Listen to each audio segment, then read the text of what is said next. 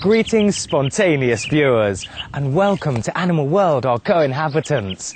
Today's programme features an interview with vegan telepathic animal communicator, therapist and equine specialist Holly Davis of Wales, United Kingdom.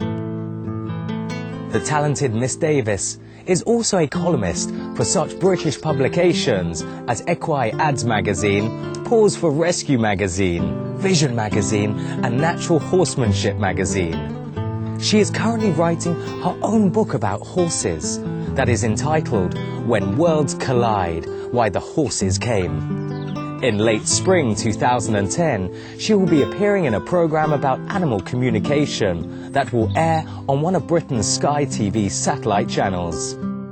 Aromatic plant extracts can help animals recover from illness or enhance their health. A key principle of the practice of animal aromatics is allowing the animal to select the appropriate aromatic to use. Let's now hear from Miss Davis about how she helps her horse companions help themselves. I've primarily been working with it with my own horses. I've been working with it for about 2 years now, and we've been making, some really good headway with it. My Arabian horse, Alfie, so far over the last 2 years has been able to get himself through 3 different allergies, mud fever, photosensitivity, and help his immune system. We've got another little pony with a partially collapsed windpipe and hypersensitive airways, which had to keep being injected with a very nasty steroid drug in order to help with her breathing, who now through the self-selection takes natural essential oils or powders, and within half an hour she doesn't have a problem. And funnily enough, since having them, we haven't actually experienced any problem with her breathing for the last 3 months now. That's incredible. So the horses pick the medication themselves? You put it there and they choose their own medication? Yes, they choose their own medication through being able to smell it. By being able to smell it, the fact that it's a natural substance in the form of some kind of plant matter or, oil from a plant, then what happens is they're able to recognise it, and they will then decide this is medicine or it is not medicine. So basically what is medicine for one animal may make another ill. So this is why it's exceptionally important that they are always left to, pick their own medication, because only the individual will know what they need and how much they need. Miss Davis now works with one of her horse companions to help him feel his best. What we're basically looking for is different oils that will help with his stomach, because obviously it gets a bit windy and we don't want him getting uncomfortable in the stomach. So, do you want the German chamomile? German chamomile? Good boy. Okay. That's not the one you want. So what he's basically saying is, no, that's not the one I want. So now we're going to go and look, because there's obviously something that he's looking for. And so we're going to go and have a look in the box again, if he'll get his nose out, because obviously it just goes to show how interested he is. So he is. I think what we're going to have to do is we will allow him to choose, because like I explained before, I don't like to do the animal communication with this. I think they need to go with their own tuition and do it their way. So we'll try him with the dill, and that's a definite reaction that he would like it. And dill is one of the ones that will actually help with settling the stomach down. Okay, there we go. All right, do we want any more? Okay, would you like any more, my boy? Yeah, good boy.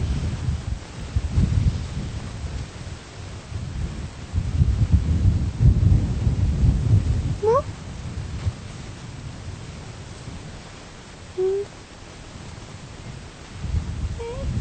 So that's just his sign. I've had enough of that one, basically. So do we try? This is the carrot seed, which is very good for the liver, cell regeneration. There you go. You fancy some of that one as well. Good boy. Good boy. So it's basically just important for them to be able to take as much as they want and what they want. And when they've had enough, they'll stop taking it. Sometimes they'll just choose to smell it, which more often than not always the case, but more often than not will be the floral oils, the emotional oils, because even just by smelling them strongly, the molecules from the oil will go up the nose and soak into the mucous membrane, so that they're getting it that way. But from The more physical oils, more often than not, they'll actually like to take it this way. This particular one, the carrot seed oil, I had a pony with hepatitis who actually, a very small pony, that went through 3 bottles in one day to help with his liver. Miss Davis sought advice from her horse companion Alfie when she was ill. He recommended a natural remedy for a bad cough Holly had had for 6 weeks. And he told me about certain essential oil, so I went on the internet and looked it up, and when I actually looked it up, it was actually tied up to do with coughing and phlegm. So I ordered myself some, put some on a tissue, smelt it, and within about 5 minutes my coughing had gone down by about 70%.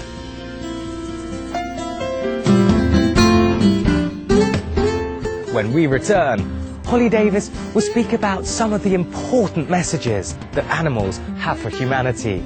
Please stay tuned to Supreme Master Television.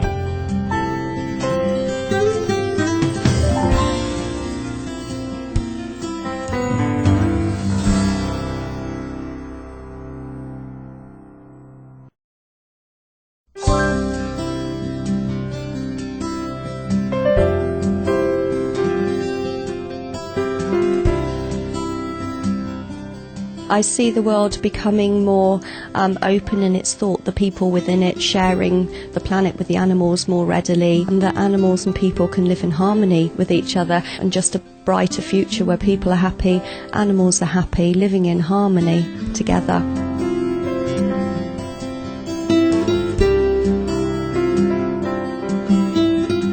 Welcome back to Animal World, our co-inhabitants, here on Supreme Master Television, as we resume our interview with vegan telepathic animal communicator, therapist and equine specialist Holly Davis from the United Kingdom. Miss Davis runs workshops to help people learn how to telepathically communicate with animals. For those who are unable to attend these sessions, she has created a distance learning diploma course through Stonebridge College UK, through which people from all over the world can enrol and learn in their own home. She is also a gifted writer. You wrote a poem. Could you tell us the story behind that? The poem that I have written was basically about a message from the animals. It was almost like a mass consciousness of the animals that gave me the wording rather than one particular animal.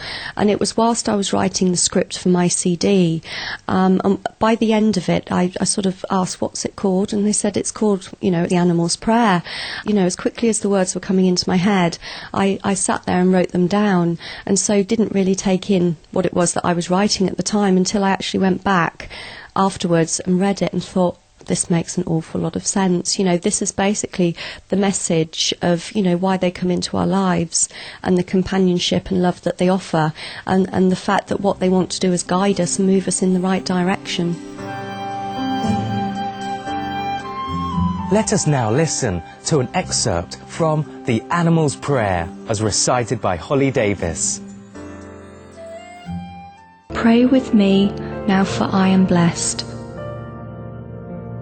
You lay your hands upon my chest. As my heart beats hard and strong, hear my words, my sacred song. Let me heal you too, my friend. May our loving connection know no end. As our hearts they beat as one, come with me, we now are as one. As I guide you through your life, I share with you your joys and strife. I am your trusted friend, you see, by your side your destiny. Our paths have crossed through eons of time. Take my blessing as a sign.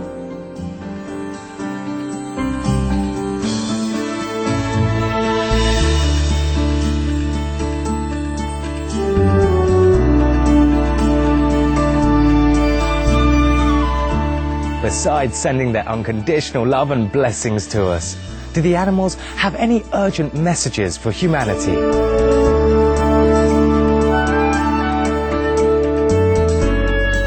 there are messages that animals, are really wanting us to hear. I think one of the biggest ones at the moment, which covers such a broad spectrum, is to do with basically getting back to working with our consciousness and opening ourselves up to that, because by doing that, what we will actually do is enable ourselves to see the things that we are doing and where we're going wrong. So although there are lots of different things that they want us to see, what we're doing to the planet, how we are treating them, and obviously how we're treating each other as well, I also think as well that bigger message has to be, wake up. We need to wake up. I think there are a lot of animals out there that are trying to give us a message, to the population as a whole. Largely, I think that's actually about ourselves, not only how we treat them, and the cruelty that goes on, but also about what we need to learn about ourselves. If we look at the bigger picture and where we fit in nature, we seem to be the only ones that have stepped out of it by learning language and everything. Unfortunately, to a degree, it has made us a little bit more intellectual, so that we have moved away from nature. And so I think one of the biggest things that animals are teaching us is to reawaken the parts of the brain that we have shut off, to be who we are, to let the ego drop a little bit, and to sort of like step back in, to nature and understand that we are all equal and that we can live in harmony, and, that it's not about abusing others, it's about respecting them, and that by doing that, a lot of the wars would stop, a lot of the way in which we treat animals would go away, and it, all in all, it would just make us a lot happier in general.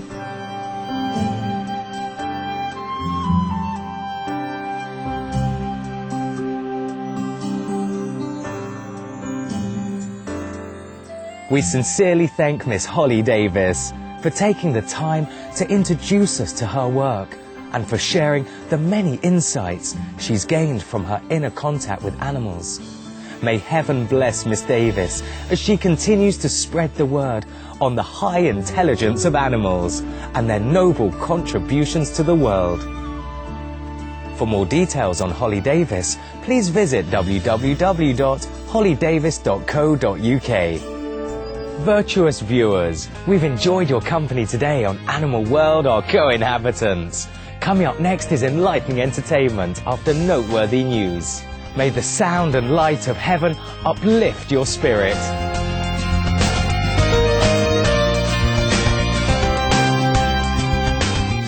For more details, please visit www.suprememastertv.com/AW.